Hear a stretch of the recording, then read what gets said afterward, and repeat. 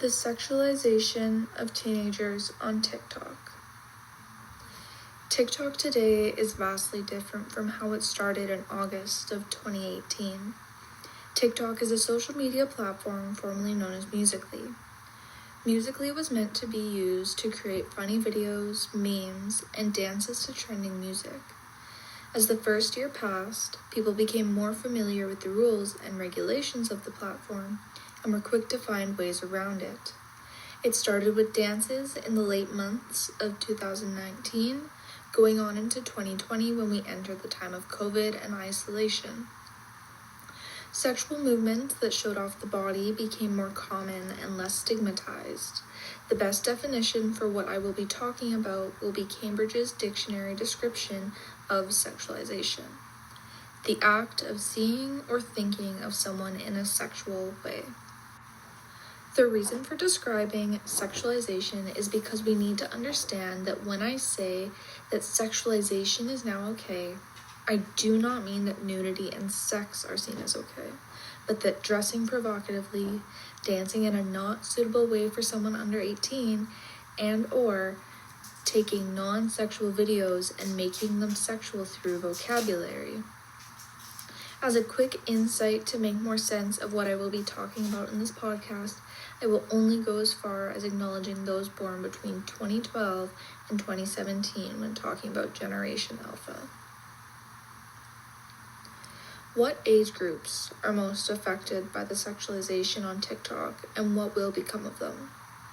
As written by Suarez Alvarez, Garcia Jimenez, and Urbina Montana in 2023, from an early age, adolescents are exposed to hypersexualized images consisting of sexualized expressions, postures, or dress codes that are considered excessively precocious.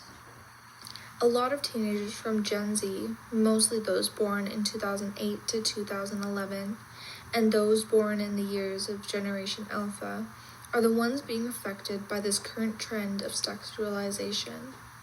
Some would even say it is a hypersexualization, with how common it is now to point out and comment on somebody's body. From Soriano Ayala, hypersexualization is a trend that is increasingly manifested in minors, emphasizing their sexual value through attitudes, expressions, or dress codes that are more suited for older individuals. This quote gives a good description of what hypersexualization will be seen as for the rest of this podcast. We talked already about when this trend started. What we need to touch on now is who started it. Younger millennials and Generation Z, 1997 to 2007, are the ones hugely affected by the isolation of COVID-19, which caused them to start social media in an advanced way. Because of this isolation, people at the time were trying to find different ways to express themselves, and by doing so, they were creating this idea that more sexualized or objectified, the better.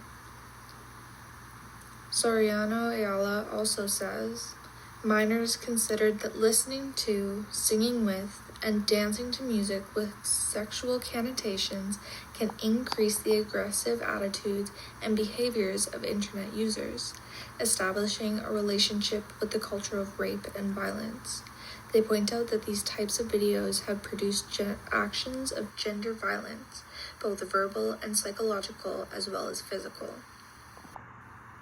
Coming from someone who fell right into the grasps of this idea, it was easy to get accustomed to the new norm, but because of this new norm, harm was quick to follow. As Soriano Ayala says in the quote, that the TikTok videos being sent out into the world are often connected to the mental and even physical violence that takes place in everyday life. It has been known for years now that younger people, even children, are subjected to the criminal acts when they are online, and TikTok is a stalking ground for predators who want to see teenage bodies. When a trend is so quick to become popular, anyone who is isolated to the point that they are constantly online, it is easy to fall into the majority. A study by Trexel in 2018 on self-sexualization in adolescents from Austria, Belgium, Spain, and South Korea has concluded that despite cultural differences, there is a growth in sexualization and higher levels of self-sexualization on the new media compared to traditional media. We have living proof of what is becoming of the younger generations and even millennials. Growing up into well-respected adults is becoming hard. A lot of the reasons that sexualization of teenagers became normal in the first place were already listed: music, dance movements, isolation, and wanting to express oneself. One of the other reasons, a major one, is the stigmatization around sex has not only become less prominent, but not academic. Written by Nicola da Costa, a new report has found that TikTok has directed young users towards sexually explicit content through its suggested search terms. Global Witnesses said TikTok's search suggestions were highly sexualized for users who both reported being 13 years old and browsed the web using restricted mode, which limits exposure to content that may not be comfortable for everyone, including sexually suggestive content, according to TikTok's support page. Because the teachings around sex have become less academic, misinformation starts to run rampant. When millennials and Generation C started sexualizing themselves, they created a safe space for those to learn more about their bodies. Research articles on sex became more popular, and the idea that sexual ideology is a sin became less known. Unfortunately, with all good things that start on TikTok, misinformation took over and the academic aspect of sex went out the window. This new idea of sex being nothing other than quick hookups and showing off your body continues into today's view of what is normal. While there have been some steps taken to try and stop this from happening, like TikTok having ways to track down those underage and taking down 9 out of the 10 inappropriate videos. The impact that sexualization has on teenagers is not something that can just be wiped away from memory.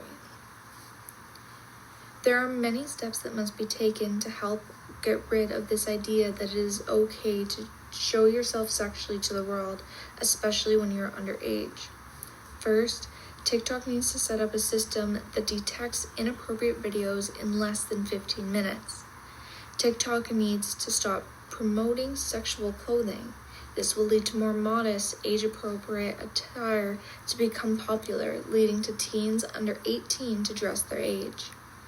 Parents need to talk with their children about the impacts that these videos can have on their mental health before allowing them to have TikTok, no matter their age. The main change that is needed is for artists who have younger audiences to understand that when their music becomes popular on TikTok, that it has a massive impact on how people act. Music needs to become less vulgar, or the songs with explicit content need to be banned from TikTok to prevent further sexualized ideation.